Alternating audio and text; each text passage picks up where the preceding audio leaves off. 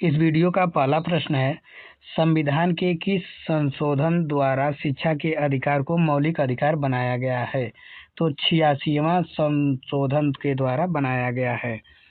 86वें 86 संविधान संशोधन 2002 द्वारा अनुच्छेद 21A जोड़ा गया, जिसके तहत 6 से 14 वर्ष तक के बच्चों को निःशुल्क और अनिवार्य शिक्षा को मौलिक अधिकार बना दिया गया और यह शिक्षा की व्यवस्था जो है राज्य सरकार करती है। अगला क्वेश्चन हमारा आता है, भारतीय संविधान का कौन सा अनुच्छेद सर्वोच्च न्यायालय को ही अपने फैसलों पर पुनर्विचार रिव्यू करने की शक्ति देता है? तो अनुच्छेद 137 जो होता है ऐसी शक्ति देता है। यूपीएससी का मोस्ट रिपीटेड प्रश्न है यह। अनुच्छेद 137 के तहत सुप्रीम कोर्ट अपने ही निजी निर्णयों पर न्यायिक पुनर्विलोकन कर सकता है। वही अनुच्छेद 143 के तहत राष्ट्रपति सुप्रीम कोर्ट से सलाह की मांग कर सकता है। अगला क्वेश्चन हमारा आता है, किस ऐतिहासिक वाद में सुप्रीम कोर्ट ने कहा था कि संसद संविधान के मूल ढांचे में संशोधन नहीं कर सकती है? तो केशवानंद भारती के वाद में ऐसा कहा गया है, जो कि 1973 का यह केस है। यह भारतीय संविधान का सबसे बड़ा फैसला था। इसे 13 जजों की बेंच में से 7-6 के बहुमत से सुनाया गया था। इसी में संविधान के मूल ढांचे का सिद्धांत दिया गया था। अगला क्वेश्चन हमारा आता है, संविधान के दोनों सदनों की संयुक्त बैठक बुलाने का प्रावधान किस अनुच्छेद में है? इसकी अध्यक्षता कौन करता है? तो इसकी अध्यक्षता जो है लोकसभा अध्यक्ष करता है, जो अनुच्छेद 108 के तहत करता है। संयुक्त बैठक बुलाता राष्ट्रपति है, बुलाने का काम राष्ट्रपति करता है, जो अनुच्छेद 108 के तहत है, लेकिन उसकी अध्यक्षता हमेशा लोकसभा अध्यक्ष स्पीकर ही करता है। अनुच्छेद 118(4) के तहत जो है लोकसभा अध्यक्ष स्पीकर का कार्य होता है अध्यक्षता करना, लेकिन बुलाने का कार्य सदैव राष्ट्रपति का ही होता है। अगला क्वेश्चन हमारा आता है, भारतीय संविधान में आपातकाल के दौरान मौलिक अधिकारों के निलंबन का प्रावधान किस देश के संविधान से लिया गया है? तो यह जर्मनी से लिया गया है या वाइमर संविधान से लिया गया है। राष्ट्रीय आपातकाल अनुच्छेद 352 के दौरान अनुच्छेद 20 और 21 को छोड़कर बाकी मौलिक अधिकार निलंबित किए जा सकते हैं। आपातकाल के समय राज्य की शक्ति जर्मनी के मॉडल पर आधारित है। अगला क्वेश्चन हमारा है, राष्ट्रपति पर महाभियोग चलाने की प्रक्रिया संविधान के किस अनुच्छेद में दी गई है? तो अनुच्छेद 61 में दिया गया है। महाभियोग का प्रस्ताव संसद के किसी भी सदन, लोकसभा हो या राज्यसभा, में लाया जा सकता है। इसके लिए राष्ट्रपति को 14 दिन पहले लिखित सूचना देना अनिवार्य है। बिना सूचना दिए हम प्रस्ताव नहीं ला सकते हैं। 14 दिन पहले हमें संसद में लिखित सूचना देना अनिवार्य है। अनुच्छेद 72 में राष्ट्रपति की क्षमादान शक्ति है। अगला क्वेश्चन हमारा आता है, कोई विधेयक धन विधेयक है या नहीं, इसका अंतिम निर्णय कौन करता है? तो इसका अंतिम निर्णय जो है लोकसभा अध्यक्ष करते हैं। धन विधेयक की परिभाषा अनुच्छेद 110 में दी गई है। यह विधेयक केवल लोकसभा में ही पेश किया जा सकता है। राष्ट्रपति की पूर्व सहमति और स्पीकर का निर्णय इस पर अंतिम निर्णय होता है। अगला क्वेश्चन हमारा आता है, भारत के निर्वाचन आयोग इलेक्शन कमीशन का प्रावधान संविधान के किस भाग और अनुच्छेद में है? तो यह जो भाग है भाग 15 और अनुच्छेद जो 324 से लेकर के 329 तक दिया गया है। निर्वाचन आयोग एक अस्थायी और स्वतंत्र निकाय है। 25 जनवरी 1950 को इसकी स्थापना की गई थी। इसलिए 25 जनवरी को राष्ट्रीय मतदाता दिवस या नेशनल वोटर डे के रूप में भी मनाया जाता है। अगला क्वेश्चन हमारा आता है, संविधान की 9वीं अनुसूची को किस संविधान संशोधन द्वारा जोड़ा गया था? तो 9वीं अनुसूची जो है प्रथम संविधान संशोधन 1991 में जोड़ा गया था। मूल संविधान में केवल 8 सूचियां थीं। प्रथम संशोधन द्वारा 9वीं सूची भूमि सुधार और जमींदारी उन्मूलन से संबंधित जो है उसको जोड़ी गई। इसका मुख्य उद्देश्य जो है नए कानूनों को न्यायालय की समीक्षा से बचाना था। अगला क्वेश्चन हमारा आता है, भारतीय संविधान का अनुच्छेद 32 किससे संबंधित है? तो अनुच्छेद 32 जो है संवैधानिक उपचारों के अधिकार से संबंधित है। Doctor B R. अम्बेडकर ने अनुच्छेद 32 को संविधान की आत्मा और हृदय कहा है। इसके तहत अगर किसी नागरिक के मौलिक अधिकारों का हनन होता है तो वह सीधे सुप्रीम कोर्ट जा सकता है और कोर्ट में 5 प्रकार की रिट जारी कर सकती है। कोर्ट के द्वारा 5 प्रकार की रिट जारी किया जा सकता है। अगला क्वेश्चन हमारा आता है, संविधान का अनुच्छेद 44 राज्य के नीति निर्देशक तत्वों के किस भाग से संबंधित है? अनुच्छेद जो 44 है, यूनिफॉर्म सिविल कोड जो है वो उदार बौद्धिक सिद्धांत से संबंधित है। यूनिफॉर्म सिविल कोड का तात्पर्य है समान नागरिक संहिता पूरे भारत में लागू करने का प्रावधान अनुच्छेद 44 में है। वर्तमान में यह केवल गोवा राज्य में लागू है और यह हाल में ही उत्तराखंड में भी इसे पारित किया गया है। यह एक उदार बौद्धिक सिद्धांत पर आधारित है। गोवा में जो है अंग्रेजों के टाइम में से ही ये यूसीसी लागू है, लेकिन उत्तराखंड ने अभी हाल में ही लागू किया है। आज़ादी के बाद इसमें लागू किया गया है। आज़ादी के पहले गोवा में यूसीसी लागू किया गया था। अगला क्वेश्चन हमारा आता है, भारतीय संविधान के किस अनुच्छेद के तहत सर्वोच्च न्यायालय एक अभिलेख न्यायालय है? तो सर्वोच्च न्यायालय जो है ये अनुच्छेद 129 के तहत है। अनुच्छेद 129 के अनुसार सुप्रीम कोर्ट के सभी निर्णय साक्ष्य एविडेंस के रूप में सुरक्षित रखे जाते हैं और इसे अवमानना के लिए दंड देने का अधिकार है। हाई कोर्ट के लिए यह शक्ति अनुच्छेद 215 में दिया गया है। अगला क्वेश्चन हमारा आता है, 73वें संविधान संशोधन 1992 द्वारा पंचायती राज संस्थाओं में महिलाओं के लिए कितने प्रतिशत आरक्षण का प्रावधान किया गया है? तो 33% या 1/3 का प्रावधान किया गया है। अनुच्छेद 243 डी के तहत पंचायतों में सभी स्तरों पर महिलाओं के लिए कम से कम 1/3 या 33% सीटें आरक्षित की गई हैं। कुछ राज्यों जैसे बिहार, एमपी ने इसे 50% तक बढ़ा दिया गया है। अगला क्वेश्चन हमारा आता है, वित्त आयोग का गठन राष्ट्रपति द्वारा संविधान के किस अनुच्छेद के तहत किया जाता है? तो वित्त आयोग फाइनेंस कमीशन का गठन जो है अनुच्छेद 280 के तहत किया जाता है। वित्त आयोग का गठन हर 5 साल में होता है। इसका मुख्य काम केंद्र और राज्यों के बीच टैक्स के बंटवारे की सिफारिश करना है। इसमें एक अध्यक्ष और 4 अन्य सदस्य होते हैं। अगला क्वेश्चन आता है हमारा, भारत के महान्यायवादी की नियुक्ति राष्ट्रपति के किस अनुच्छेद के तहत करता है? तो ये अनुच्छेद 76 के तहत किया जाता है। अगला क्वेश्चन,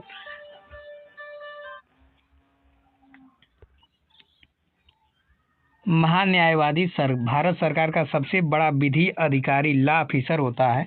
वह संसद की कार्रवाई में भाग ले सकता है और बोल सकता है, लेकिन उसे वोट देने का अधिकार नहीं होता है। यह अनुच्छेद 88 के तहत है, जो अनुच्छेद 88 में दिया गया है। अगला क्वेश्चन हमारा आता है,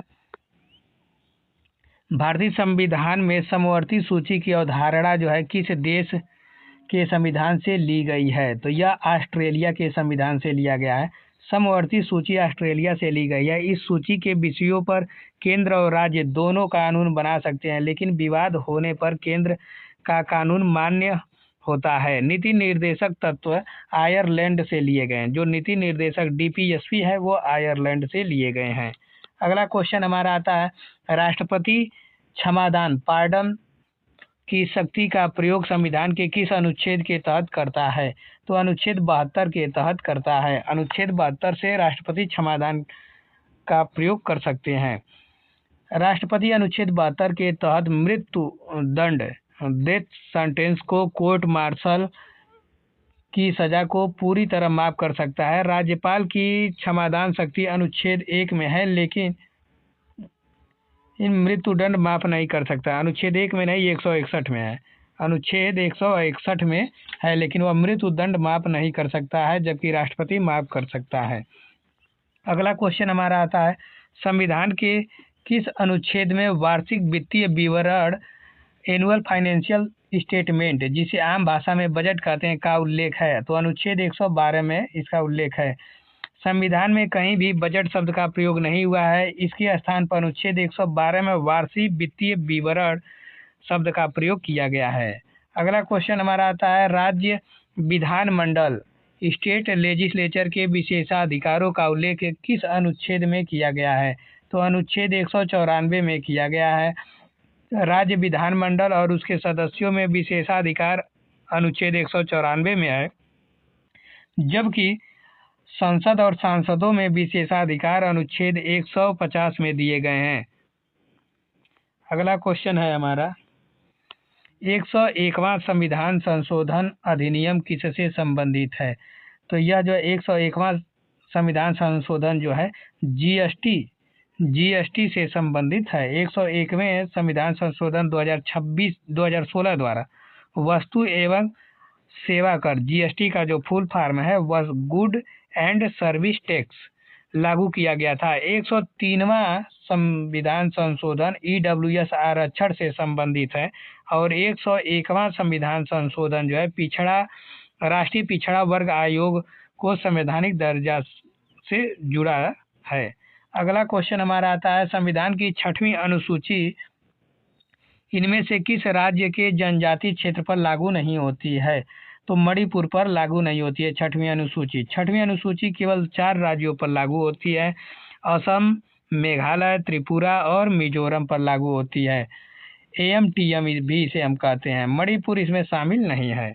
अगला क्वेश्चन हमारा आता है, बंदी प्रत्यक्षीकरण रीट का शाब्दिक अर्थ क्या है? तो बंदी प्रत्यक्षीकरण या हैबियस कॉर्पस का शाब्दिक अर्थ जो है शरीर को प्रस्तुत किया जाए। यह रीट अवैध रूप से गिरफ्तार या हिरासत में लिए गए व्यक्ति को 24 घंटे के भीतर मजिस्ट्रेट के सामने पेश करने के लिए जारी किया जाता है। यह व्यक्तिगत स्वतंत्रता की सबसे बड़ी गारंटी है। अगला क्वेश्चन हमारा आता है, भारत में राष्ट्रीय आपातकाल अब तक कितनी बार लगाया गया है? तो अब तक जो है राष्ट्रीय आपातकाल 3 बार लगाया गया है। अनुच्छेद 352 के तहत अब तक 3 बार आपातकाल लग चुका है। 1962 में भारत चीन युद्ध के समय लगा था, पुनः 1971 में भारत पाक युद्ध के समय लगा था और 1975 में आंतरिक अशांति के आधार पर लगाया गया है। अगला क्वेश्चन हमारा है, उच्च न्यायालय हाई कोर्ट के न्यायाधीशों को शपथ कौन दिलाता है? तो हाई कोर्ट के न्यायाधीश की शपथ जो है उस राज्य का राज्यपाल दिलाते हैं, राज्य के राज्यपाल दिलाते हैं। जबकि यदि सुप्रीम कोर्ट का होता है तो सुप्रीम कोर्ट के लिए राष्ट्रपति दिलाते हैं। यह बहुत कन्फ्यूजन होता है। हाई कोर्ट के जजों की नियुक्ति अपॉइंटमेंट राष्ट्रपति करता है, जजों की नियुक्ति जो है राष्ट्रपति करता है, लेकिन उन्हें शपथ दिलाने का या ओथ करने का कार्य राज्यपाल करते हैं।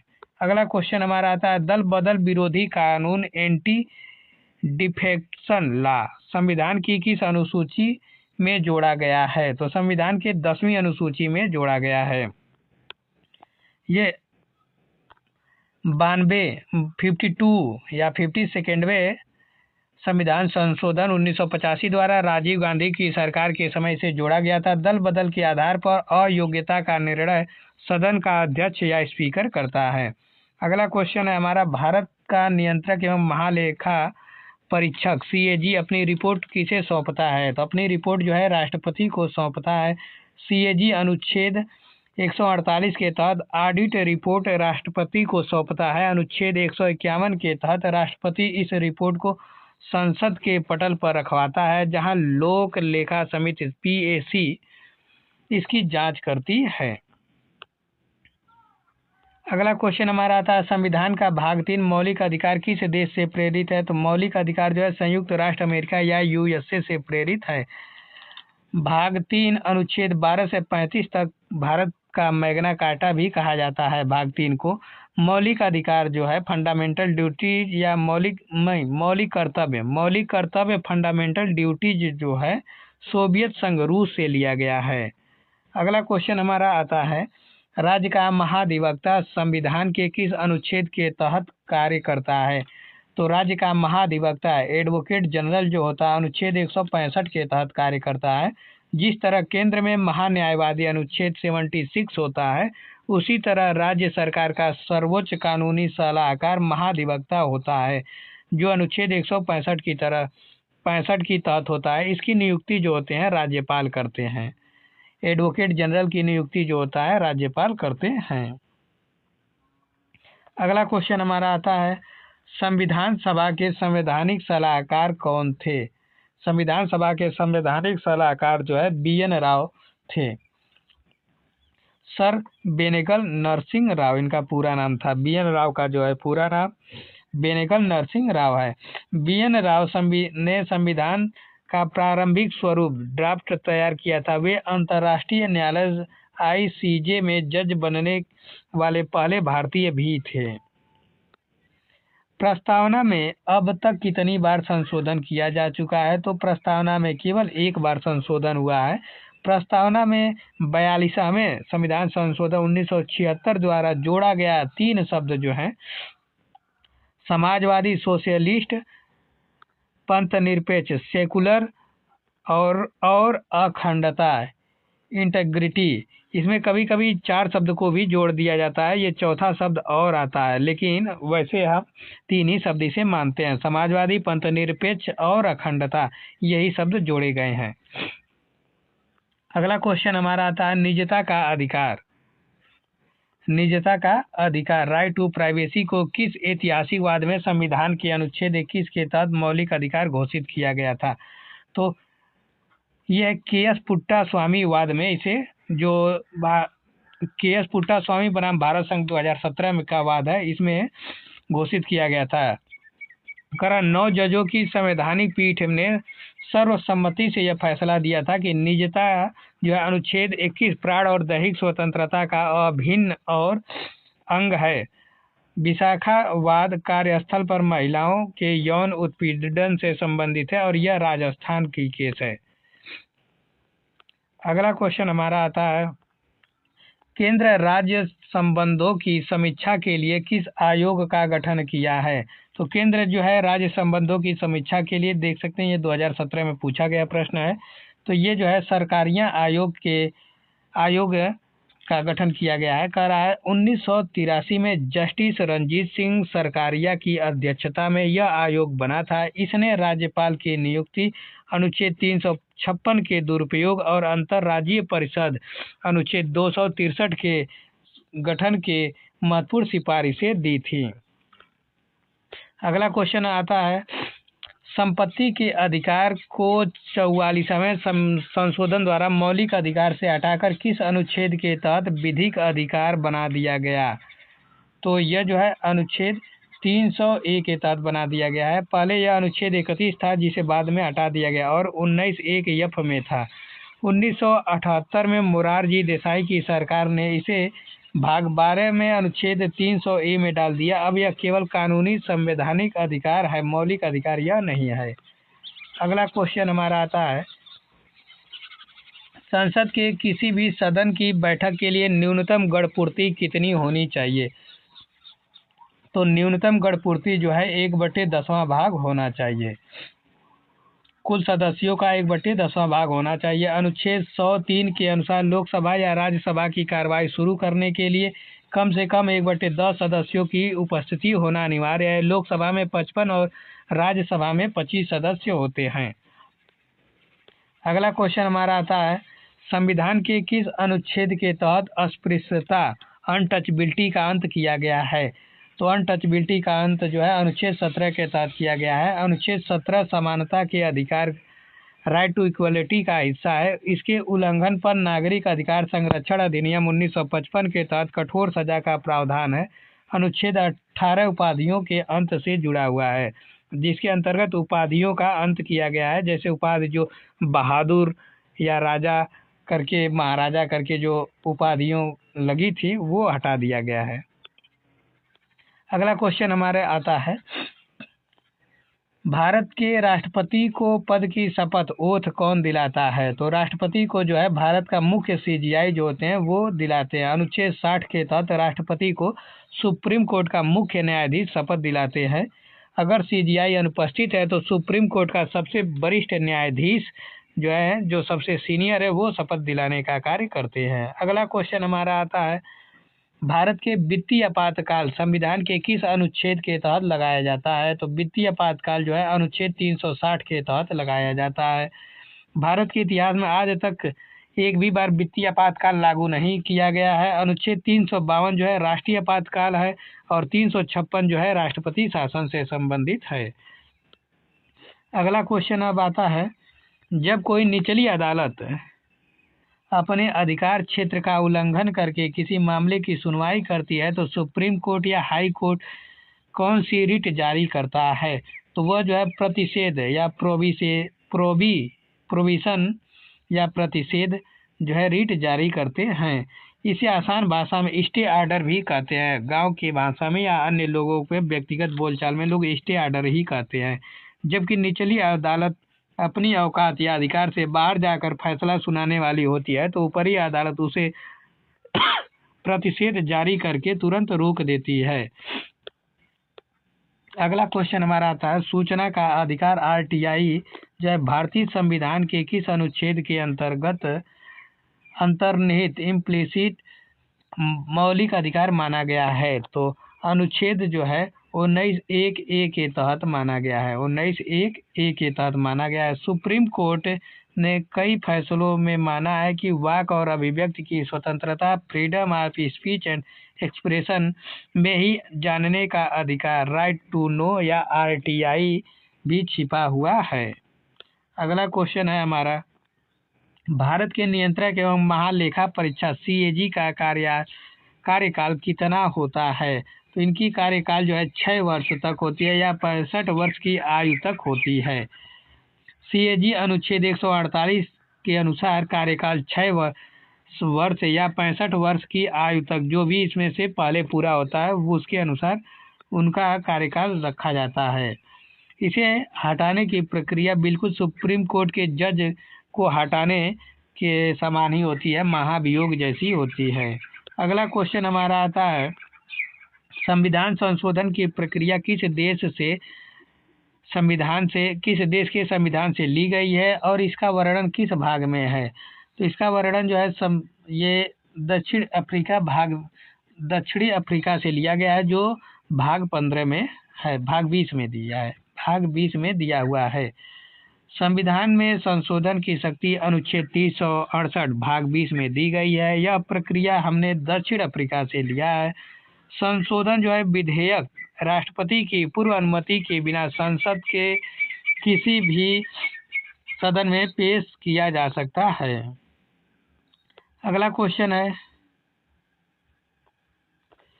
राज्य के नीति निर्देशक सिद्धांतों डीपीएसपी को किस देश के संविधान से ग्रहण किया गया है? तो डीपीएसपी जो है आयरलैंड से लिया गया है। डीपीएसपी का वर्णन संविधान के भाग 4 अनुच्छेद 36 से 51 में है।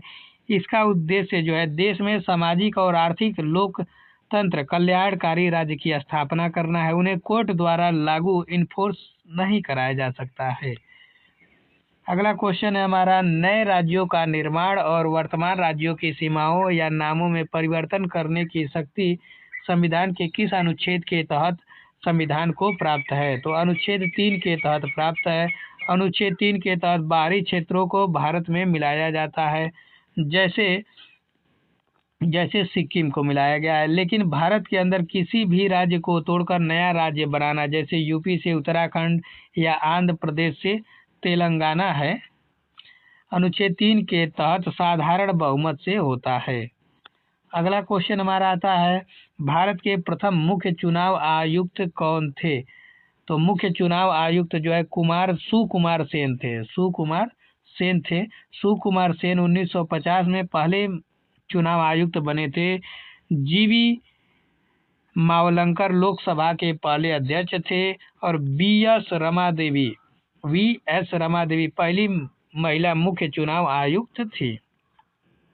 अगला क्वेश्चन हमारा आता है, भारतीय संविधान में मूल कर्तव्यों को लागू करने के लिए किस समिति का गठन किया गया था, जिसने यह स्पष्ट किया कि कुछ कर्तव्य पहले से ही दंडनीय हैं? तो ये जीएस वर्मा समिति 1999 के अनुसार यह है।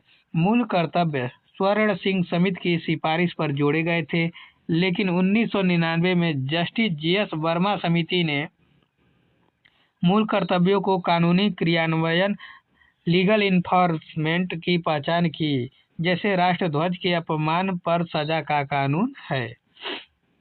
अगला क्वेश्चन हमारा आता है, संसद के 2 सत्रों के बीच अधिकतम कितना अंतराल हो सकता है? तो अधिकतम 6 महीने का गैप हो सकता है या अंतराल हो सकता है। अनुच्छेद 85(1) के अनुसार संसद के एक सत्र की बैठक और अगले सत्र की बैठक के बीच में 6 महीने का अंतराल होना चाहिए। इसलिए साल में कम से कम 2 बार संसद की बैठक अनिवार्य है। अगला क्वेश्चन आता है, राज्य के मुख्यमंत्री की नियुक्ति किसके द्वारा की जाती है? तो राज्य के मुख्यमंत्री की नियुक्ति जो है राज्यपाल के द्वारा अनुच्छेद 164 के तहत की जाती है। अनुच्छेद 164(1) में स्पष्ट रूप से कहता है या बताया गया है कि मुख्यमंत्री की नियुक्ति राज्यपाल करेगा और अन्य मंत्रियों की नियुक्ति राज्यपाल मुख्यमंत्री की सलाह पर करेंगे। अगला क्वेश्चन है, राज्यसभा में राष्ट्रपति द्वारा कितने सदस्यों को मनोनीत किया जाता है? तो राज्यसभा में जो है राष्ट्रपति द्वारा 12 सदस्यों को मनोनीत किया जाता है। अनुच्छेद 80 के तहत राष्ट्रपति राज्यसभा में 12 ऐसे सदस्यों को मनोनीत करता है जिसके पास साहित्य, विज्ञान, कला या समाज सेवा का विशेष ज्ञान हो। लोकसभा में 2 एंग्लो इंडियन का मनोनयन अब जो है 104वें संविधान संशोधन द्वारा समाप्त कर दिया गया है। पहले जो था, लेकिन 104वें संविधान संशोधन द्वारा इसे हटा दिया गया है। अगला क्वेश्चन हमारा आता है, संविधान के किस अनुच्छेद में सुप्रीम कोर्ट से परामर्श मांगने की राष्ट्रपति की शक्ति का वर्णन है? परामर्श मांगने की राष्ट्रपति की शक्ति का वर्णन जो है 143 में दिया गया है। अनुच्छेद 143 के तहत राष्ट्रपति सार्वजनिक महत्व के किसी कानूनी मामले पर सुप्रीम कोर्ट से राय मांग सकते हैं, जो अनुच्छेद 143 के तहत ये होता है। राष्ट्रपति उस राय को मानने के लिए बाध्य नहीं है, वो माने या न माने वह उनके विवेक पर निर्भर होता है। भारतीय संविधान का कौन सा भाग पंचायत से संबंधित है जिसे 73वें संशोधन द्वारा जोड़ा गया है? तो 73वें संशोधन द्वारा जो जोड़ा गया है वो भाग 9 है। 73वें संविधान संशोधन 1992 द्वारा पंचायत भाग 9 जो जोड़ा गया है और 11वें द्वारा जो है 11वीं अनुसूची जोड़ी गई है और 11वीं अनुसूची जोड़ी गई है, जबकि 74वें संविधान संशोधन के द्वारा भाग 9A नगर पालिकाएं और 12वीं अनुसूची जोड़ी गई हैं। अगला क्वेश्चन हमारा आता है, उच्च न्यायालय हाई कोर्ट को मौलिक अधिकारों और अन्य विधिक अधिकारों के प्रवर्तन के लिए रीट जारी करने की शक्ति किस अनुच्छेद के तहत प्राप्त है? तो अनुच्छेद 226 के तहत प्राप्त है। सुप्रीम कोर्ट केवल मौलिक अधिकारों के लिए रीट जारी करता है, अनुच्छेद 32, जबकि हाई कोर्ट मौलिक अधिकारों के साथ साथ अन्य कानूनी अधिकार के लिए रीट जारी कर सकता है, अनुच्छेद 226 के तहत। यानी हाई कोर्ट को रीट अधिकार क्षेत्र सुप्रीम कोर्ट से व्यापक है। अगला क्वेश्चन हमारा आता है, विधि द्वारा स्थापित प्रक्रिया प्रोसीडर इस्टैब्लिश्ड बाय लॉ का सिद्धांत भारतीय संविधान में किस देश से लिया गया है? यह जापान से लिया गया है। अनुच्छेद 21 में कहा गया है कि किसी भी व्यक्ति को उसके प्राण या दैहिक स्वतंत्रता से विधि द्वारा स्थापित प्रक्रिया के अनुसार ही वंचित किया जा सकता है, अन्यथा नहीं। यह जापानी संविधान की देन है। अगला क्वेश्चन हमारा आता है, किस संविधान संशोधन के द्वारा मतदान की आयु 21 वर्ष से घटाकर 18 वर्ष कर दी गई है? तो यह 61वें संविधान संशोधन के द्वारा किया गया है। अनुच्छेद 326 में यह दिया गया है वयस्क मताधिकार। इसमें राजीव गांधी के समय सरकार के समय वोटिंग की उम्र जो है 21 से घटा करके 18 साल कर दी गई है। यह 69वां संविधान संशोधन दिल्ली को राष्ट्रीय राजधानी क्षेत्र बनाने से जुड़ा हुआ है। अगला क्वेश्चन हमारा नेक्स्ट आता है, नेक्स्ट क्वेश्चन हमारा है, भारत के राष्ट्रपति के निर्वाचक मंडल में कौन शामिल होते हैं? तो निर्वाचक मंडल में जो है संसद के दोनों सदनों के सभी सदस्य जो होते हैं वो सब शामिल होते हैं। राष्ट्रपति के चुनाव में केवल निर्वाचित या इलेक्टेड जो सदस्य होते हैं वही भाग लेते हैं, जबकि उपराष्ट्रपति के चुनाव में संसद के निर्वाचित और मनोनीत दोनों या सभी सदस्य भाग लेते हैं, लेकिन विधानसभा में सदस्य इसमें भाग नहीं लेते हैं। विधानसभा के जो सदस्य होते हैं वो भाग नहीं ले सकते हैं। अगला क्वेश्चन हमारा आता है, राज्य विधान परिषद लेजिस्लेटिव काउंसिल का सृजन या समाप्ति करने का अधिकार संसद के किस अनुच्छेद के तहत है? अनुच्छेद 169 के तहत है। अगर किसी राज्य की विधानसभा 2/3 विशेष बहुमत से प्रस्ताव पास कर दे तो संसद अनुच्छेद 169 के तहत साधारण कानून बना करके उस राज्य के विधान परिषद बना सकती है या उसे खत्म कर सकती है। वर्तमान में 6 राज्यों में विधान परिषद है। तो विधान परिषद जिन राज्यों में है वो है यूपी, बिहार, महाराष्ट्र, KNTG, ये सब हैं। अगला क्वेश्चन हमारा आता है, समान न्याय और निःशुल्क विधिक सहायता equal justice and free legal aid का प्रावधान संविधान के किस अनुच्छेद में जोड़ा गया है? तो अनुच्छेद जो है 39A में जोड़ा गया है। यह 42वें संशोधन 1976 द्वारा जोड़ा गया था। इसका उद्देश्य यह सुनिश्चित करता है कि आर्थिक रूप से कमजोर किसी भी व्यक्ति को न्याय से वंचित न किया जाए। इसी के तहत NALSA राष्ट्रीय विधिक सेवा प्राधिकरण बना था। अगला क्वेश्चन हमारा आता है, अखिल भारतीय सेवाओं का सृजन करने की अनन्य एक्सक्लूसिव शक्ति किसके पास है? तो अनन्य शक्ति जो है राज्यसभा के पास है। अनुच्छेद 312 के तहत यदि राज्यसभा 2/3 बहुमत से प्रस्ताव पारित कर दे कि राष्ट्रीय हित में अखिल भारतीय सेवा जैसे IAS IPS की तरह बनना आवश्यक है तो संसद कानून बनाकर इसे सृजन कर सकती है। यह राज्यसभा की विशेष शक्ति है। अगला क्वेश्चन हमारा आता है, किसी राज्य में राष्ट्रपति शासन अनुच्छेद 356 अधिकतम कितनी अवधि तक लगाया जा सकता है? अधिकतम जो है 3 वर्ष तक लगाया जा सकता है। राष्ट्रपति शासन एक बार में 6 महीने तक लगाया जाता है, जिससे संसद की मंजूरी से अधिकतम 3 साल तक बढ़ाया जा सकता है। अगला ये चुनाव आयोग के प्रमाणन पर यह है, जबकि राष्ट्रीय आपातकाल की कोई अधिकतम सीमा नहीं निर्धारित की गई है अभी तक। अगला क्वेश्चन हमारा आता है, कार्यपालिका और न्यायपालिका का पृथक्करण किस अनुच्छेद में दिया गया है? तो पृथक्करण जो है अनुच्छेद 50 में दिया गया है।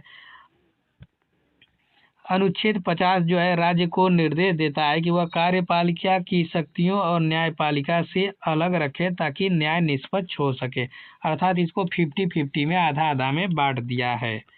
अगला क्वेश्चन हमारा आता है, राज्य के राज्यपाल की पद की शपथ कौन दिलाता है? तो राज्य के राज्यपाल की पद की शपथ जो है उस राज्य के हाई कोर्ट का मुख्य न्यायाधीश दिलाते हैं। राज्य के हाई कोर्ट का जो मुख्य न्यायाधीश होते हैं वो दिलाते हैं।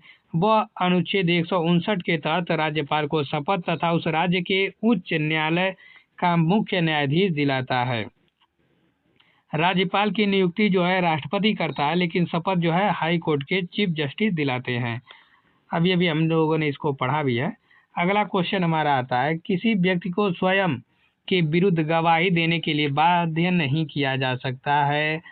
यह संरक्षण किस अनुच्छेद में है? तो अनुच्छेद 20(3) में दिया गया है। अनुच्छेद 20 के सब क्लास 3 में दिया गया है। अनुच्छेद 20(3) कहता है कि किसी भी अपराधी को खुद के खिलाफ गवाही देने के लिए पुलिस मजबूर नहीं कर सकती है।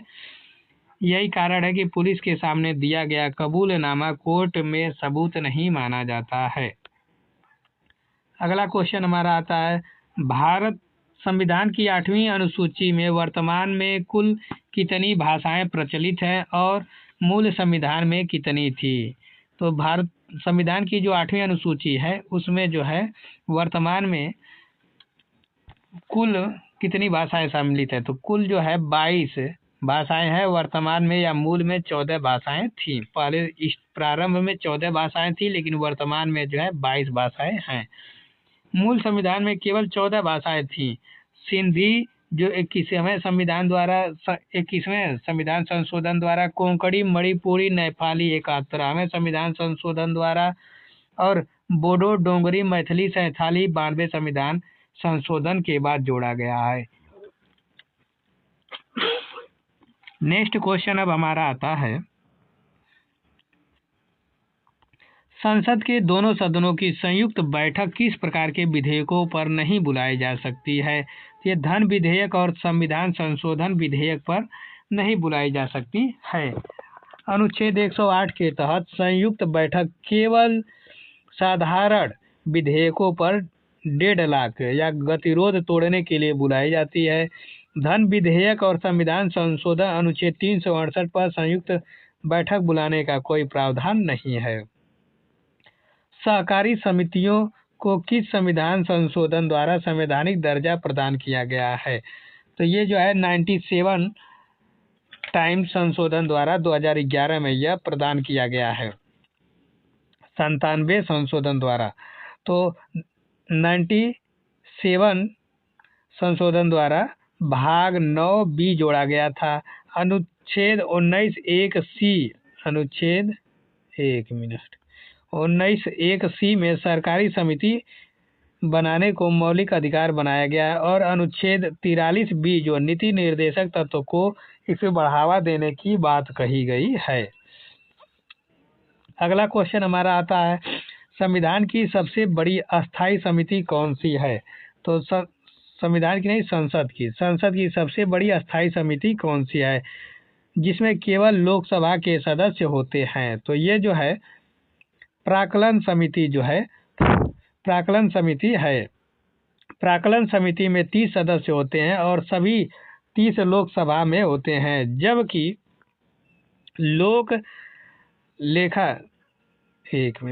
लोक लेखा समिति में 22 सदस्य होते हैं और 15 लोकसभा से और 7 राज्यसभा से होते हैं। अगला क्वेश्चन हमारा आता है, संविधान के किस अनुच्छेद को आच्छादन का सिद्धांत और न्यायिक पुनर्विलोकन का मूल आधार माना जाता है? तो अनुच्छेद 13 को माना जाता है। अनुच्छेद 13 कहता है कि राज्य ऐसा कोई कानून नहीं बनाएगा जो मौलिक अधिकारों को कम करता हो। अगर ऐसा कानून बनाता है तो वह शून्य या वैध हो जाएगा। कोर्ट की न्यायिक समीक्षा की शक्ति यहीं से निकलती है। अगला क्वेश्चन हमारा आता है, ग्राम पंचायतों का संगठन किस अनुच्छेद के अंतर्गत एक गांधीवादी सिद्धांत है? तो अनुच्छेद 40 के तहत है।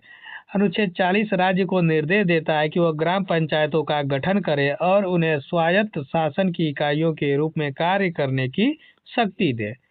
अगला क्वेश्चन हमारा आता है, अंतर्राज्यीय परिषद की स्थापना राष्ट्रपति द्वारा किस अनुच्छेद के तहत की जाती है? तो अनुच्छेद 263 के तहत की जाती है। केंद्र और राज्यों के बीच विवादों को सुलझाने और समन्वय को बढ़ाने के लिए 1990 में सरकारिया आयोग की सिफारिश पर इसका गठन किया गया था। इसका अध्यक्ष प्रधानमंत्री होता है। अनुच्छेद 262 नदी जल विवाद से जुड़ा हुआ है। अगला क्वेश्चन हमारा आता है, राष्ट्रीय अनुसूचित आयोग नेशनल कमीशन फॉर एससीज का प्रावधान किस अनुच्छेद में है?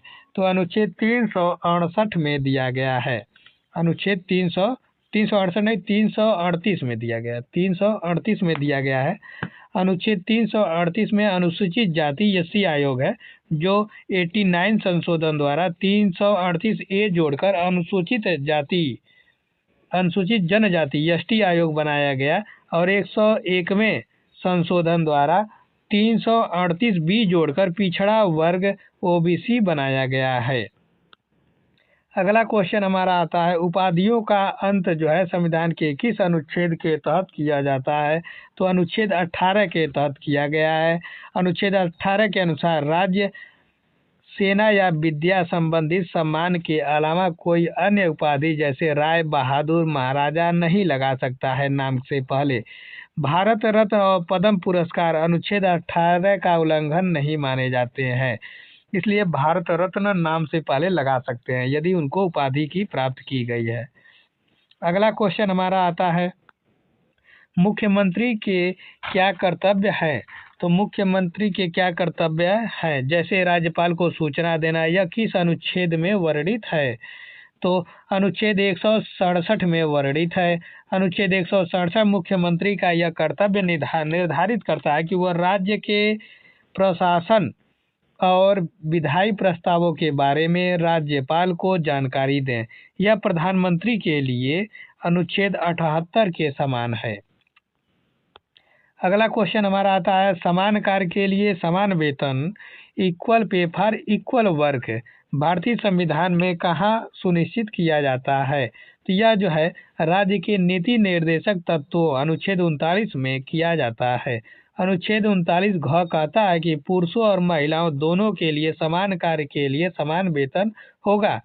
यह एक समाजवादी सिद्धांत है जिसे सुप्रीम कोर्ट ने कई फैसलों में महत्व दिया है। अगला क्वेश्चन हमारा आता है, भारतीय संविधान का कौन सा भाग निर्वाचन से संबंधित है? तो निर्वाचन से संबंधित जो भाग है वह भाग 15 है। भाग 15 अनुच्छेद 324 से 329 तक चुनावों और चुनाव आयोग से संबंधित है। भाग 18 में जो है आपातकाल और भाग 20 में जो है संविधान संशोधन दिया गया है। अगला क्वेश्चन हमारा आता है, भाषाई आधार पर गठित होने वाला भारत का पहला राज्य कौन सा था? तो भारत का पहला राज्य जो है भाषा के आधार पर जो गठित किया गया है वो आंध्र प्रदेश है, जो 1953 में किया गया था। अगला क्वेश्चन हमारा आता है, नहीं तो ये जो है पोटी श्री रामल्लू के 56 दिन के आमरण अनशन और मृत्यु के बाद 1 अक्टूबर 1953 को तेलुगु भाषियों के लिए मद्रास चेन्नई से अलग करके आंध्र प्रदेश का गठन किया गया था। अगला क्वेश्चन हमारा आता है, संप्रभुता,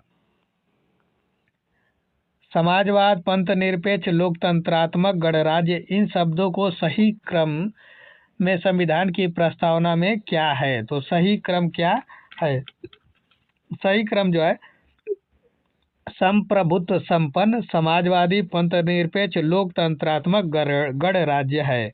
यह क्रम अक्सर परीक्षा में आता है, इसे हम रट सकते हैं, जो कि ये हमारा ट्रिक है। Yes yes yes DR, sovereign, socialist, secular, democratic, Republic है। अगला क्वेश्चन हमारा आता है, मंत्रिपरिषद सामूहिक रूप से किसके प्रति उत्तरदायी होते हैं? तो मंत्रिपरिषद जो होते हैं केवल लोकसभा के प्रति उत्तरदायी होते हैं। अनुच्छेद 75(3) स्पष्ट करता है कि मंत्रिपरिषद सामूहिक रूप से लोकसभा के प्रति उत्तरदायी होगी, लेकिन अगर व्यक्तिगत रूप से पूछा जाए तो मंत्री राष्ट्रपति के प्रसाद पर्यंत पद धारण करते हैं। अगला क्वेश्चन है हमारा, संविधान के किस अनुच्छेद में राज्य के राज्यपाल को अध्यादेश जारी करने की शक्ति दी गई है? तो अनुच्छेद 213 में दी गई है। राष्ट्रपति को अध्यादेश जो है 1, 2, 3 अर्थात 123 में है, और राज्यपाल के अध्यादेश के अंकों को पलट दिया जाए तो 2, 3, 1 अर्थात ये 213 में दिया गया। अनुच्छेद 161 में राज्यपाल की शक्ति या क्षमादान शक्ति दिया गया है। अगला क्वेश्चन है हमारा, परमादेश रीट का मुख्य उद्देश्य क्या होता है? तो परमादेश रीट का मुख्य उद्देश्य जो होता है सार्वजनिक अधिकारी को उसके सार्वजनिक कर्तव्य का पालन करने का आदेश देना होता है। परमादेश का शाब्दिक अर्थ है हम आदेश देते हैं, वी कमांड, तब जारी किया जाता है जब कोई सरकारी अधिकारी या संस्था अपनी कानूनी काम करने में मना कर दे। अगला क्वेश्चन है हमारा, भारतीय संविधान के किस अनुच्छेद में अल्पसंख्यकों के हितों का संरक्षण दिया गया है? तो अनुच्छेद 29 में दिया गया अल्पसंख्यकों के लिए। अनुच्छेद 29 कहता है कि भारत में रहने वाले किसी भी अल्पसंख्यक वर्ग को अपनी भाषा, लिपि और संस्कृति को बनाए रखने का अधिकार होगा। अनुच्छेद 30 जो है शिक्षण संस्थान स्थापित करने से जुड़ा हुआ है। अगला क्वेश्चन हमारा है, राष्ट्रीय शांति और सुरक्षा की अभिवृद्धि संविधान के किस अनुच्छेद में वर्णित है? तो अनुच्छेद 51 में वर्णित है। अनुच्छेद 51 में दिया गया। अनुच्छेद 51 जो है राज्य के नीति निर्देशक तत्व DPSP का अंतिम अनुच्छेद है। इसी के आधार पर भारत की विदेश नीति तय की जाती है, जो वसुधैव कुटुंबकम पर आधारित है। अगला क्वेश्चन हमारा आता है, मौलिक अधिकारों के संदर्भ में राज्य की परिभाषा किस अनुच्छेद में दी गई है? तो राज्य की परिभाषा जो है अनुच्छेद 12 में दिया गया है और अनुच्छेद 36 में भी दिया गया है, अर्थात ए और सी दोनों में है। मौलिक अधिकारों भाग 3 के लिए राज्य की परिभाषा अनुच्छेद 12 में है और वही समान परिभाषा नीति निर्देशक भाग 4 के लिए अनुच्छेद 36 में भी दी गई है। राज्य का मतलब सरकार, संसद, विधायिका और स्थानीय निकाय से है। अगला क्वेश्चन हमारा आता है, 101वें संविधान संशोधन 2019 द्वारा लोकसभा और राज्य विधानसभाओं के किस समुदाय का आरक्षण समाप्त कर दिया गया है? तो जो है एंग्लो इंडियन का जो है आरक्षण को समाप्त कर दिया गया है। 104वें संशोधन द्वारा SC/ST का आरक्षण 10 साल 2030 तक के लिए बढ़ा दिया गया है, लेकिन अनुच्छेद 331 के तहत लोकसभा में 2 एंग्लो इंडियन सदस्यों को मनोनयन को आगे नहीं बढ़ाएगा, अर्थात वह समाप्त कर दिया गया है। अगला क्वेश्चन हमारा आता है, भारत के संविधान में संचित निधि का प्रावधान किस अनुच्छेद में है? अनुच्छेद 266 में दिया गया है। भारत सरकार को मिलने वाला सारा राजस्व या लोन हो, टैक्स हो आदि जो है अनुच्छेद 266 के तहत संचित निधि में रखा जाता है। इसमें से पैसा निकालने के लिए संसद की मंजूरी विनियोग विधेयक जरूरी होता है। अनुच्छेद 267 में आकस्मिक निधि से संबंधित प्रावधान है। अगला क्वेश्चन आता है, यदि लोकसभा अध्यक्ष, स्पीकर और उपाध्यक्ष दोनों अनुपस्थित हो तो संसद की संयुक्त बैठक की अध्यक्षता कौन करेगा? दोनों अनुपस्थित हो तो संसद की अध्यक्षता जो है राज्यसभा या उपसभापति करते हैं। संयुक्त बैठक की अध्यक्षता कभी कभी उपराष्ट्रपति, राज्यसभा या सभापति नहीं कर सकता है, क्योंकि वह संसद के किसी सदन का सदस्य नहीं होता। अध्यक्ष और उपाध्यक्ष की अनुपस्थिति में राज्यसभा का उपसभापति अध्यक्षता करता है। अगला क्वेश्चन हमारा आता है, जिला न्यायाधीशों की नियुक्ति संविधान के किस अनुच्छेद के तहत की जाती है? तो अनुच्छेद 233 के तहत की जाती है। जिला न्यायालयों की न्यायाधीशों की नियुक्ति, पोस्टिंग और प्रमोशन जो है राज्य का राज्यपाल करता है, लेकिन इसके लिए उसे राज्य के उच्च न्यायालय हाई कोर्ट से परामर्श लेना अनिवार्य है। अगला क्वेश्चन हमारा आता है, भारतीय संविधान में राजभाषा का प्रावधान किस भाग और अनुच्छेद में किया गया है? तो अनुभाग जो है 17 में अनुच्छेद 343 से 351 के अंतर्गत किया गया है। अनुच्छेद 343 स्पष्ट करता है कि संघ की राजभाषा हिंदी और लिपि देवनागरी होगी। हिंदी हमारी राष्ट्रीय भाषा नहीं है बल्कि राजभाषा है। 14 सितंबर को हिंदी दिवस मनाया जाता है। अगला क्वेश्चन हमारा है, उच्च न्यायालय हाई कोर्ट के न्यायाधीशों की सेवानिवृत्ति की आयु कितनी होती है? तो उच्च कोर्ट हाई कोर्ट का जो होता है 62 वर्ष होता है, जबकि सुप्रीम कोर्ट का जो होता है वो 65 वर्ष है। सुप्रीम कोर्ट के जजों का रिटायरमेंट उम्र 65 वर्ष है, हाई कोर्ट के जजों का जो है 62 वर्ष है। 15वें संविधान संशोधन द्वारा इसे 60 वर्ष से बढ़ाकर 62 वर्ष कर दिया गया था और यह जो है 1963 में किया गया है। अगला क्वेश्चन हमारा आता है, संघ लोक सेवा आयोग UPSC और राज्य लोक सेवा आयोग SPSC का गठन संविधान के किस अनुच्छेद के तहत किया गया है? तो अनुच्छेद 315 के तहत किया गया है।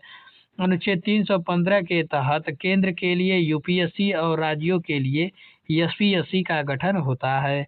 2 या 2 से अधिक राज्य चाहे तो मिलकर एक संयुक्त लोक सेवा आयोग जेपीएससी भी बना सकते हैं। अगला क्वेश्चन हमारा, क्षेत्रीय परिषदों जोनल काउंसिल का अध्यक्ष या चेयरमैन कौन होता है? तो उसका जो होता है वो केंद्रीय गृह मंत्री होते हैं।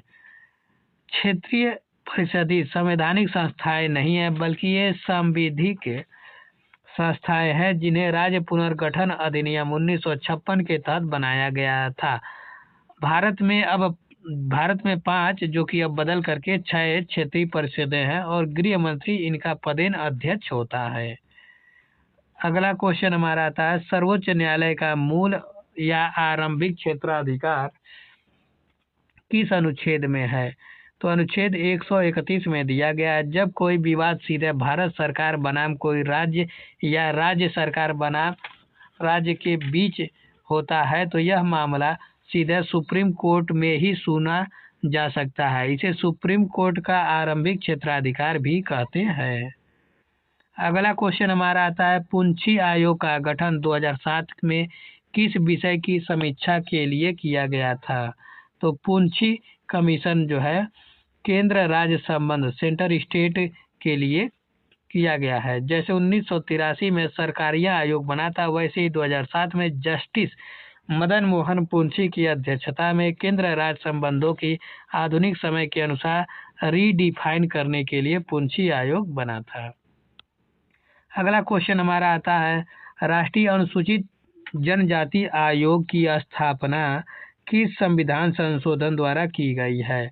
तो यह है जो है 89वां संविधान संशोधन 2003 में किया गया है।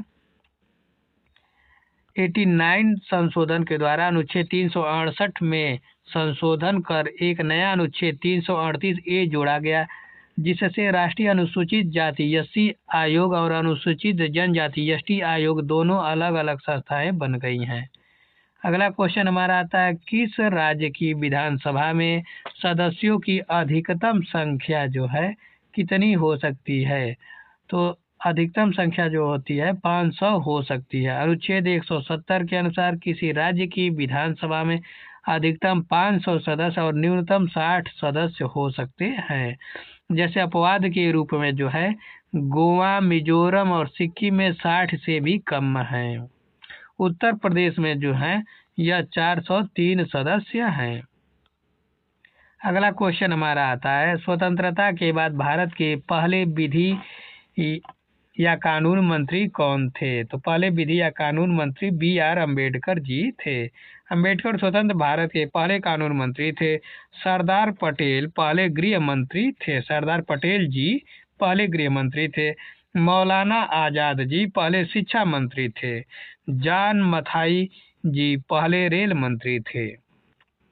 अगला क्वेश्चन हमारा आता है, भारतीय संविधान में मूल अधिकारों का प्रारूप किसने तैयार किया था? तो मूल अधिकारों का जो प्रारूप है वो जो है पंडित जवाहरलाल नेहरू जी ने तैयार किया था। 1931 में कराची अधिवेशन जिसकी अध्यक्षता सरदार पटेल जी ने की थी, तो अधिवेशन में मूल अधिकारों का प्रस्ताव पास हुआ था, लेकिन उस प्रस्ताव का प्रारूप ड्राफ्टिंग जो है पंडित जवाहरलाल नेहरू जी ने तैयार किया था। अगला क्वेश्चन हमारा आता है, अधिकार परीक्षा रीट का शाब्दिक अर्थ क्या है? तो अधिकार परीक्षा रीट का शाब्दिक अर्थ जो है किस अधिकार से, बाय व्हाट अथॉरिटी, जब कोई व्यक्ति किसी ऐसे सरकारी पद पर काम करने लगता है जिसका वह कानूनी हकदार नहीं है, तो वह कोर्ट या रीट जारी कर उससे पूछता है कि तुम किस अधिकार से इस पद पर बैठे हो। अगला क्वेश्चन हमारा आता है, राज्य विधान परिषद का सदस्य बनने के लिए न्यूनतम आयु कितनी होनी चाहिए? तो न्यूनतम आयु जो है 30 वर्ष होनी चाहिए।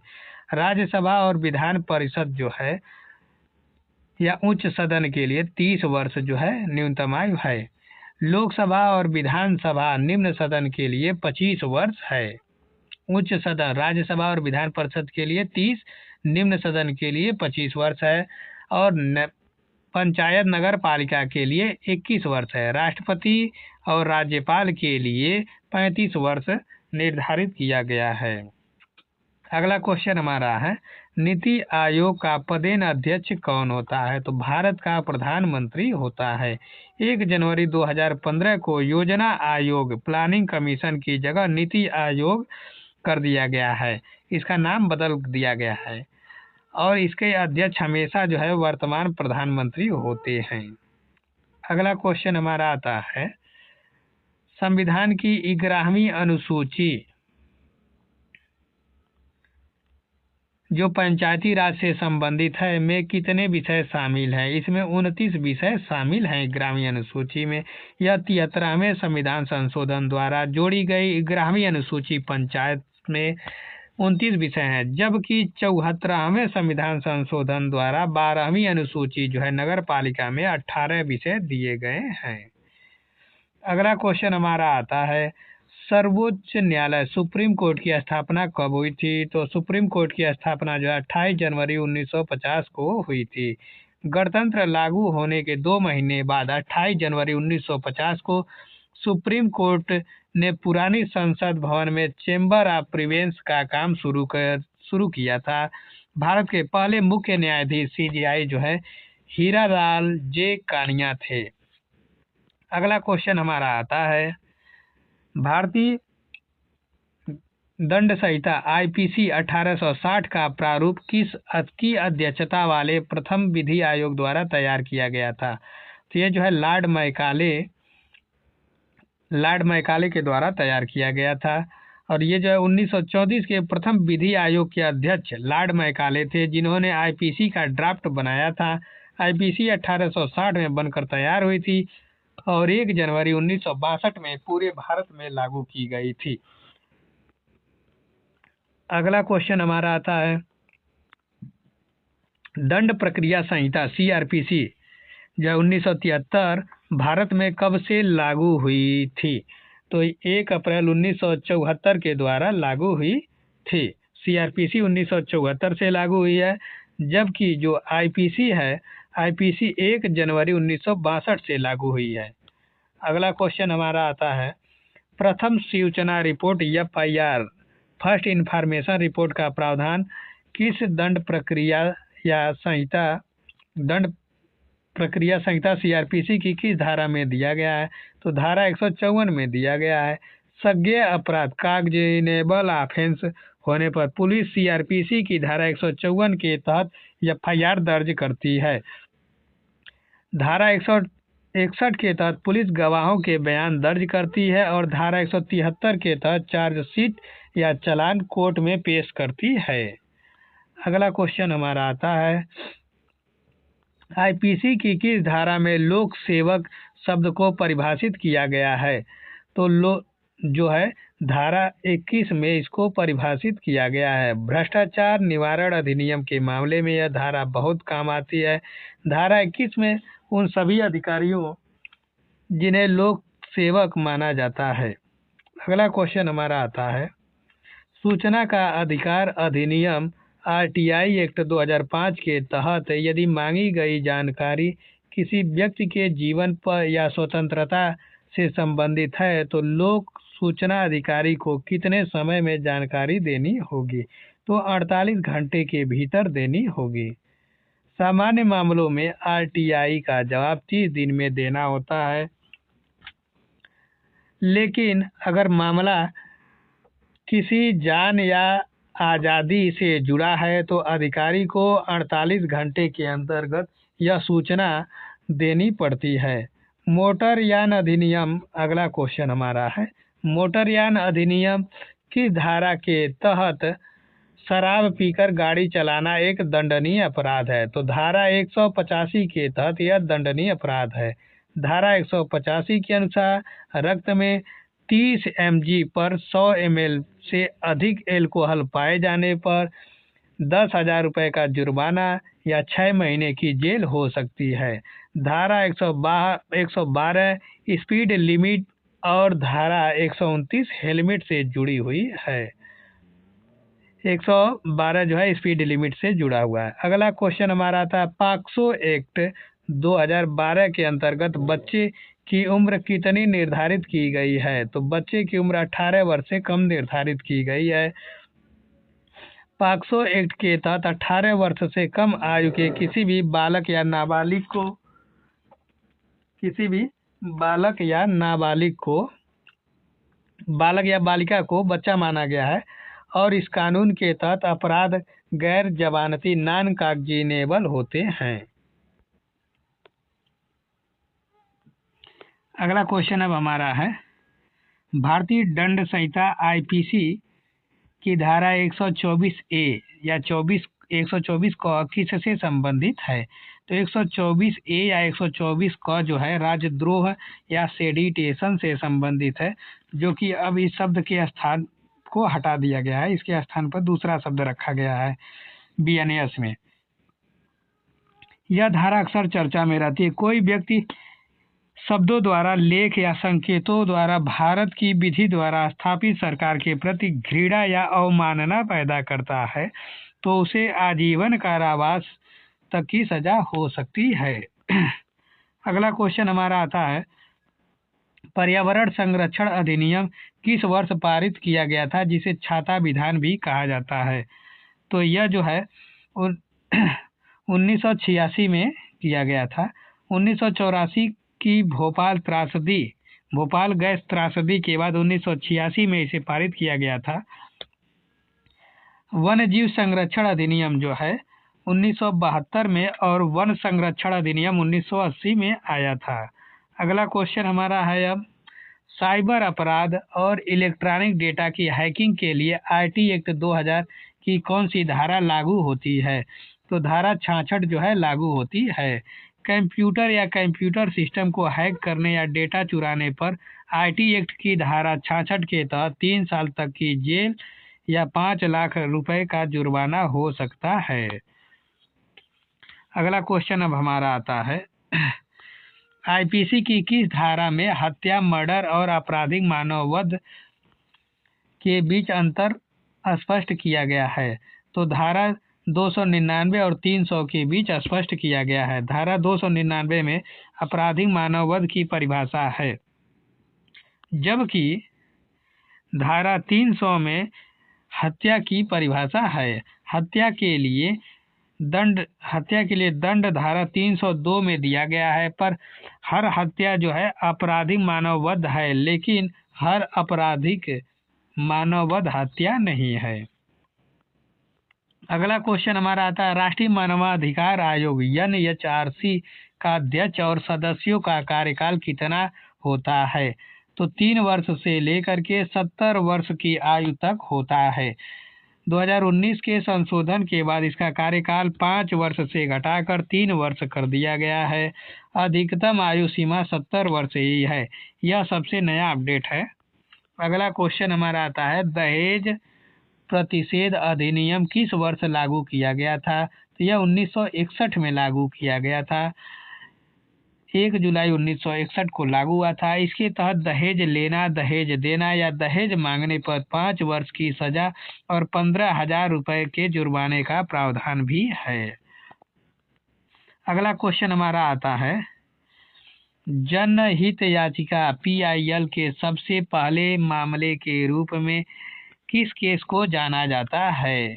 तो हुसैन आरा खातून बनाम गृह सचिव 1989 ईस्वी में जो बिहार राज्य से संबंधित है, इस केस को जाना जाता है। यह पीआईएल केस था, पहला केस था भारत का, जिसमें वकील पुष्पा कपिला हिंगोरानी ने फाइल किया था। इसके तहत बिहार की जेलों में बंद लगभग 40,000 अंडर ट्रायल कैदियों को रिहा किया गया था। अगला क्वेश्चन हमारा आता है आईपीसी की धारा 376 के तहत बलात्कार, रेप की सजा के प्रावधानों को किस समिति की सिफारिश पर और कठोर बनाया गया था? तो जेएस वर्मा समिति के सिफारिश पर बनाया गया था। 2012 के निर्भया कांड के बाद जस्टिस जेएस वर्मा समिति बनी थी, जिसकी सिफारिशों के आधार पर आपराधिक कानून संशोधन अधिनियम 2013 पारित हुआ और महिलाओं के खिलाफ अपराधों में सजा का बेहद सख्त किया गया है। अगला क्वेश्चन हमारा है दंड प्रक्रिया संहिता सीआरपीसी की किस धारा के तहत कर्फ्यू या निषेधाज्ञा लगाई जाती है?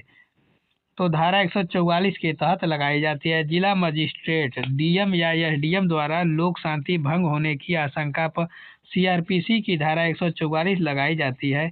इसके तहत एक स्थान पर 4 या 4 से अधिक लोगों के इकट्ठा होने पर रोक लग सकती है।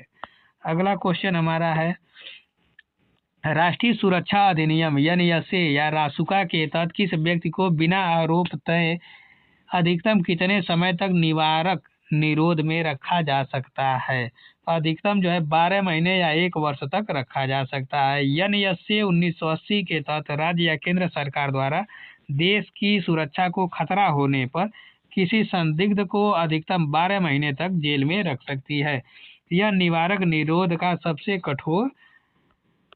कठोर कानून है। अगला क्वेश्चन हमारा आता है आईपीसी की धारा 420 किससे संबंधित है? तो 420 छल और बेईमानी से संबंधित है। समाज में 420 शब्द धोखाधड़ी के लिए आम है। इसका मतलब है छल और बेईमानी से किसी को संपत्ति सौंपने के लिए प्रेरित करना है। इसमें 7 साल तक की सजा है। जैसे चोरी करना जो है वो धारा 378 में है। अगला क्वेश्चन हमारा आता है अनुसूचित जाति और अनुसूचित जनजाति अत्याचार निवारण अधिनियम SC/ST एक्ट किस वर्ष पारित किया गया था? तो यह 1989 ईस्वी में पारित किया गया था। 1989 SC/ST एक्ट 1989 में पारित हुआ था। इसमें जो है धारा 18 के तहत अग्रिम जमानत का कोई प्रावधान नहीं होता है। अगला क्वेश्चन हमारा आता है यातायात चिन्हों में जो चिन्ह गोल आकार या सर्किल में लाल बॉर्डर के साथ होते हैं वे क्या दर्शाते हैं? तो वे जो होते हैं आदेशात्मक या अनिवार्यात्मक या मैंडेटरी को दर्शाते हैं। गोल आकार सर्किल आदेश बताते हैं जिनका पालन करना अनिवार्य है, जैसे स्पीड लिमिट, त्रिकोण, ट्रेंगल चेतावनी देते हैं, आगे स्कूल है, और आयत जो होते हैं सूचना देते हैं, जैसे अस्पताल या पेट्रोल पंप है। अगला क्वेश्चन है हमारा घरेलू हिंसा में महिलाओं का संरक्षण अधिनियम के तहत शिकायत कौन करता है? तो घरेलू हिंसा में महिलाओं का संरक्षण अधिनियम के तहत जो है पीड़ित महिला या उसका कोई अन्य व्यक्ति जो उनके परिवार रिश्तेदार हो सकते हैं। इस अधिनियम के तहत कोई भी महिला जो साझी गृहस्थी में रहती है शिकायत कर सकती है। यहाँ तक कि संरक्षण अधिकारी या कोई पड़ोसी भी उसकी ओर से शिकायत कर सकता है। अगला क्वेश्चन हमारा आता है आईपीसी की किस धारा में आत्मरक्षा का अधिकार है? आत्मरक्षा का अधिकार शुरू होता है। तो आत्मरक्षा का अधिकार धारा 96 के तहत होता है। आईपीसी की धारा 96 और 106A तक प्राइवेट प्रतिरक्षा का अधिकार दिया गया है। धारा 96 स्पष्ट कहती है कि आत्मरक्षा से की गई कोई बात अपराध नहीं है। अगला क्वेश्चन अब हमारा है आयकर अधिनियम इनकम टैक्स एक्ट किस वर्ष का है? तो इनकम टैक्स एक्ट जो है 1961 का है। भारत में आयकर अधिनियम 1961 पारित हुआ था और यह 1 अप्रैल 1962 से प्रभावी हुआ था। अगला क्वेश्चन हमारा आता है 124 की धारा 141 के अनुसार विधि विरुद्ध जमाव का गठन करने के लिए कम से कम कितने व्यक्तियों का होना आवश्यक है? तो कम से कम 5 व्यक्तियों का होना आवश्यक है। किसी भी जनसमूह को विधि विरुद्ध जमाव तब कहा जाता है जब उसमें 5 से अधिक व्यक्ति हों और उनका कोई उद्देश्य गैर कानूनी कार्य जैसे बल प्रयोग पूर्वक रास्ता रोकना इत्यादि से संबंधित हो। अगला क्वेश्चन हमारा आता है मानवाधिकार दिवस पूरी दुनिया में किस दिन मनाया जाता है? तो मानवाधिकार दिवस जो होता है 10 दिसंबर को पूरे दुनिया में मनाया जाता है। संयुक्त राष्ट्र महासभा ने 10 दिसंबर 1948 को मानवाधिकारों की सार्वभौमिक घोषणा UDHR को अपनाया था। इसलिए हर साल 10 दिसंबर को मानवाधिकार दिवस मनाया जाता है। अगला क्वेश्चन हमारा आता है दंड प्रक्रिया संहिता CRPC कि किस धारा के अंतर्गत मजिस्ट्रेट द्वारा किसी अपराधी की संस्वीकृति दर्ज की जाती है? तो धारा 164 के तहत दर्ज की जाती है। पुलिस के सामने दिया गया कबूलनामा कोर्ट नहीं मानता है, लेकिन सीआरपीसी की धारा 164 के तहत जब कोई न्यायिक मजिस्ट्रेट अपराधी का बयान या कबूलनामा दर्ज करता है तो वह सबसे पुख्ता सबूत या एविडेंस माना जाता है। अगला क्वेश्चन हमारा आता है आईपीसी की धारा 354 किससे संबंधित है? तो यह जो है स्त्री की लज्जा भंग करने के इरादे से हमला करना इसी से संबंधित है। यह धारा महिलाओं के खिलाफ होने वाले छेड़छाड़ या शारीरिक हमले से जुड़ी है। 2013 के संशोधन के बाद इसे 354A यौन उत्पीड़न, 354B, 354C ताक झांक और 354D पीछा करना जैसी कठोर धाराएं जोड़ी गई थीं। अगला क्वेश्चन हमारा आता है सूचना का अधिकार आरटीआई अधिनियम की किस धारा के तहत सूचना प्रकटन में छूट दी गई है, यानी कौन सी जानकारी नहीं दी जा सकती है? तो धारा 8 के तहत ये किया जाता है। धारा 8 में उन मामलों की सूची है जिनमें सूचना देने से मना किया जा सकता है, जैसे देश की सुरक्षा, विदेशी सरकारों से मिली गुप्त सूचना, कोर्ट की अवमानना से जुड़े जो है उसके लिए किया जाता है। अगला क्वेश्चन हमारा है यातायात नियमों के तहत सड़क के बीच खींची गई लगातार सफ़ेद पट्टी या पीली रेखा का क्या मतलब होता है? तो आप लाइन पार करके ओवरटेक नहीं कर सकते हैं, इसका तात्पर्य होता है यदि लाइन बीच में टूटी या ब्रोकन है तो आप सुरक्षित होने पर ओवरटेक कर सकते हैं, लेकिन अगर लगातार लाइन जो है सॉलिड खींची गई है तो आप लेन नहीं बदल सकते हैं। आप जिस लेन में चलते हैं वही लेन में चलना पड़ेगा। अगला क्वेश्चन हमारा आता है भारतीय साक्ष्य अधिनियम इंडियन एविडेंस एक्ट 1872 की किस धारा में कहा गया कि पुलिस अधिकारी के समक्ष की गई संस्वीकृति को साबित नहीं किया जाएगा? तो धारा 25 के अंतर्गत किया गया है। पुलिस लॉकअप में 3rd डिग्री से बचने के लिए कोई भी अपना जुर्म कबूल कर सकता है, इसलिए धारा 25 स्पष्ट करती है। तो पुलिस स्पष्ट करती है कि पुलिस को दिया गया कोई भी कबूलनामा कोर्ट में सबूत के तौर पर मान्य नहीं होगा। अगला क्वेश्चन है हमारा मोटर वाहन अधिनियम की किस धारा के अंतर्गत बिना ड्राइविंग लाइसेंस डीएल के वाहन चलाना अपराध है? तो धारा 3/181 के तहत धारा 3 कहती है कि यदि कोई व्यक्ति को बिना लाइसेंस के मोटर वाहन नहीं चलाना चाहिए और इसका उल्लंघन मानता है, लेकिन धारा 181 के तहत 5,000 रुपये का जुर्माना या 3 महीने की जेल हो सकती है। अर्थात धारा 3 व्यक्ति को लाइसेंस के बिना मोटर चलाने से रोकने का कार्य करती है और ऐसा करने पर उल्लंघन मानती है, लेकिन धारा जो 181 है वो जो है 5,000 रुपये का जुर्माना या 3 महीने की जेल हो सकती है। अगला क्वेश्चन हमारा है दंड प्रक्रिया संहिता की किस धारा के तहत पत्नी, बच्चों और माता पिता के भरण पोषण का आदेश दिया जाता है? तो यदि ये जो है धारा 125 के तहत होता है। यदि कोई व्यक्ति अपने पास पर्याप्त संसाधन है, अपनी पत्नी, नाबालिग बच्चों या बूढ़े माता पिता का भरण पोषण करने से मना करता है तो मजिस्ट्रेट धारा 125 के तहत उसे मासिक भत्ता देने का आदेश दे सकता है। अगला क्वेश्चन हमारा आता है भ्रष्टाचार निवारण अधिनियम 1988 की किस धारा में लोक सेवक द्वारा रिश्वत लेना अपराध माना गया है? तो धारा 7 के तहत यह अपराध माना गया है। यदि कोई सरकारी अधिकारी या लोक सेवक अपने कानूनी काम को करने के लिए किसी अनुचित लाभ, रिश्वत की मांग करता है या लेता है तो धारा 7 के तहत उसे 3 से 7 साल की जेल हो सकती है। अगला क्वेश्चन हमारा आता है घरेलू हिंसा से महिलाओं का संरक्षण अधिनियम 2005 की किस धारा में घरेलू हिंसा को परिभाषित किया गया है? तो धारा 3 में यह परिभाषित किया गया है। धारा 3 के अनुसार घरेलू हिंसा में केवल शारीरिक मारपीट नहीं बल्कि मानसिक, यौन, मौखिक, भावात्मक और आर्थिक उत्पीड़न भी शामिल है। अगला क्वेश्चन हमारा आता है, आईपीसी की धारा 34 के तहत सामान्य आशय को सिद्ध करने के लिए क्या आवश्यक है? तो पूर्व निर्धारित योजना या प्री अरेंज्ड प्लान के तहत यह है। धारा 34 कहती है कि यदि कोई व्यक्ति किसी सामान्य आशय को पूरा करने के लिए अपराध करते हैं तो हर व्यक्ति उस अपराध के लिए उसी तरह जिम्मेदार होगा मानो वो अपराध अकेले उसी ने किया हो। उसके लिए प्री प्लानिंग जरूरी है। अगला नेक्स्ट क्वेश्चन हमारा आता है, सूचना प्रौद्योगिकी अधिनियम आईटी एक्ट 2000 की धारा 67 किससे संबंधित है? तो यह अश्लील सामग्री प्रकाशित करने से संबंधित है। इंटरनेट या सोशल मीडिया पर किसी भी प्रकार का अश्लील चित्र, वीडियो या टेक्स्ट शेयर करने पर आईटी एक्ट की धारा 67 के तहत पहली बार पकड़े जाने पर 3 साल की सजा और 5 लाख का जुर्माना होता है।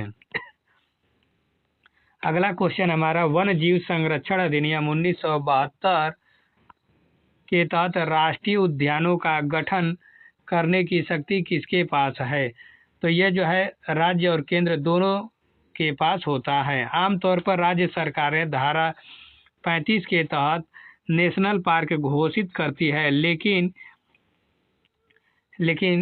जो क्षेत्र यदि यह इकोलॉजिकल के रूप में अत्यधिक महत्वपूर्ण है तो केंद्र सरकार भी धारा 38 के तहत इसकी घोषणा कर सकती है। नेक्स्ट क्वेश्चन अब हमारा है, SC/ST अत्याचार निवारण अधिनियम के अंतर्गत अग्रिम जमानत पर रोक किस धारा के तहत लगाई गई है? तो धारा 18 के तहत लगाई गई है। इस कानून का सबसे कड़ा प्रावधान है। धारा 18 स्पष्ट रूप से कहती है कि इस अधिनियम के तहत अपराध करने वाले व्यक्ति को सीआरपीसी की धारा 438 अग्रिम जमानत का कोई लाभ नहीं मिलेगा। नेक्स्ट क्वेश्चन हमारा आता है, आईपीसी की धारा 304A किससे संबंधित है? तो उत्प्रेक्षा द्वारा मृत्यु कारित करना। जब कोई व्यक्ति उतावलेपन या लापरवाही से किसी की जान ले लेता है, जैसे तेज रफ्तार से गाड़ी चलाकर एक्सीडेंट करना, तो धारा 304A लगती है। इसमें 2 साल तक की सजा है। यह एक जमानती अपराध है। अगला क्वेश्चन हमारा आता है, निवारक निरोध के अधीन गिरफ्तार किए गए व्यक्ति बिना किसी सलाहकार बोर्ड की रिपोर्ट की अधिकतम कितने समय तक हिरासत में रखा जा सकता है? या 3 महीने तक रखा जा सकता है। अनुच्छेद 22(4) के अनुसार किसी को शक के आधार पर 3 महीने तक कस्टडी में रखा जा सकता है। अगर इससे ज़्यादा समय तक रखना है तो हाई कोर्ट के जजों से बनी सलाहकार बोर्ड की मंजूरी लेनी पड़ेगी। नेक्स्ट क्वेश्चन हमारा है, राष्ट्रीय मानवाधिकार आयोग NHRC के अध्यक्ष की नियुक्ति करने वाली चयन समिति का अध्यक्ष कौन होता है? तो चयन समिति का अध्यक्ष जो है प्रधानमंत्री होता है। NHRC के अध्यक्ष की नियुक्ति राष्ट्रपति द्वारा की जाती है, लेकिन इसके लिए एक 6 सदस्यीय कमेटी सिफारिश करती है। इसके अध्यक्ष पद प्रधानमंत्री होते हैं। कमेटी में गृह मंत्री, लोकसभा, राज्यसभा के विपक्ष नेता और दोनों सदनों के स्पीकर व उपसभापति शामिल होते हैं। दंड प्रक्रिया संहिता सीआरपीसी की धारा 155 किससे संबंधित है? तो 155 जो है असज्ञेय अपराध से संबंधित है, नॉन कॉग्निजेबल ऑफेंस से संबंधित है। अगर अपराध सज्ञेय गंभीर है तो धारा 154 के तहत FIR लिखी जाती है, लेकिन अगर अपराध असज्ञेय कम गंभीर जैसे मामूली गाली गलौज है तो पुलिस धारा 155 के तहत NCR नॉन कॉग्निजेबल रिपोर्ट दर्ज करती है और बिना मजिस्ट्रेट के आदेश के जांच नहीं कर सकती है। अगला क्वेश्चन हमारा है, जनहित याचिका PIL को केवल किन न्यायालयों में दायर किया जा सकता है? तो PIL जो है सर्वोच्च न्यायालय और उच्च न्यायालय दोनों में दायर किए जा सकते हैं। जनहित याचिका PIL का सीधा संबंध मौलिक अधिकारों और सार्वजनिक कर्तव्यों से है। इसे अनुच्छेद 32 के तहत सुप्रीम कोर्ट में और अनुच्छेद 226 के तहत हाई कोर्ट में दायर किए जा सकता है। निचली अदालतों में पीआईएल नहीं डाली जा सकती है। नेक्स्ट क्वेश्चन हमारा आता है, आईपीसी की किस धारा में लूट, राबरी और डकैती के बीच का अंतर बताया गया है? तो यह धारा 390 और 391 के में बताया गया है। धारा 390 में लूट की परिभाषा है, और जब 5 या 5 से अधिक व्यक्ति मिलकर लूट करते हैं तो वह धारा 391 के तहत डकैती बन जाती है, यदि हर डकैती मूल रूप से एक लूट होती ही है। अगला क्वेश्चन है, केंद्रीय अन्वेषण ब्यूरो सीबीआई को अपनी जांच की शक्तियां किस अधिनियम से प्राप्त है? तो यह जो है दिल्ली विशेष पुलिस स्थापना अधिनियम 1946 के तहत इसे प्राप्त है। सीबीआई का अपना कोई अलग कानून नहीं है, वो डीएसपीई एक्ट 1946 के तहत अपनी सारी शक्तियां प्रदान करती है। अगला क्वेश्चन हमारा, सूचना प्रौद्योगिकी अधिनियम आईटी एक्ट 2000 की कौन सी धारा इलेक्ट्रॉनिक रिकॉर्ड्स की हैकिंग और डेटा चोरी के लिए हर्जाना तय करती है? तो यह जो है धारा 43 के तहत ये हर्जाना या डेटा चोरी के लिए हर्जाना तय करती है। अगर कोई व्यक्ति बिना आपकी अनुमति से आपके कंप्यूटर या नेटवर्क से डेटा डाउनलोड या कॉपी करता है तो धारा 43 के तहत उसे पीड़ित को हर्जाना देना पड़ता है, उस पीड़ित को। अगला क्वेश्चन हमारा आता है, आईपीसी की धारा 503 में किस अपराध को परिभाषित किया गया है? तो आईपीसी की धारा 503 में आपराधिक अभित्रास को परिभाषित किया गया, या जान से मारने की धमकी को परिभाषित किया गया है। किसी शारीरिक चोट, संपत्ति या प्रतिष्ठा को नुकसान पहुंचाने की धमकी देना धारा 503 के तहत आपराधिक अभित्रास कहलाता है, और इसकी सजा धारा 506 में दी गई है।